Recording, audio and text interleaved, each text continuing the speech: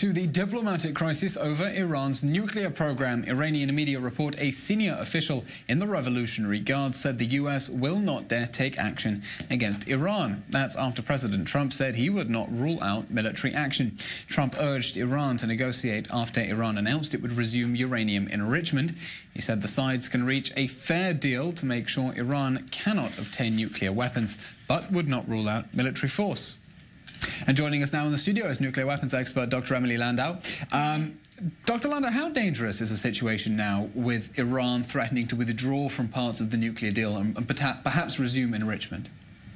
Well, if it actually resumes enrichment, or if it carries out its threat in 60 days to actually leave the JCPOA, obviously it's a serious situation. And what we've heard so far is actually a positive message coming from the Europeans that this will not be taken lightly, and they're likely to put technological development. For those of us who don't know how the centrifuges spin, enriching uranium, how many pieces of the puzzle does that help Iran connect? How much closer does it put Iran towards possibly breaking out to a nuclear weapon? Well, the main hurdle time-wise right now is getting enough high-enriched uranium. In other words, Iran probably already knows or is close to knowing how to make a nuclear warhead. It's also working almost unhindered on ballistic missile capabilities, which is the delivery mechanism for nuclear weapons.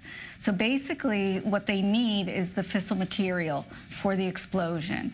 And which is what they're threatening to start developing uranium, in 60 days. Well, they said that they might up it to 20%, which is not yet what is needed. You need over 90%. But I think what we're hearing is more a message of desperation from the Iranians. They're really feeling the pressure of the maximum pressure campaign of the Trump administration. All the people that thought, the United States couldn't put real pressure on Iran on its own without other international actors playing along. We see that they actually have put a lot of pressure on Iran.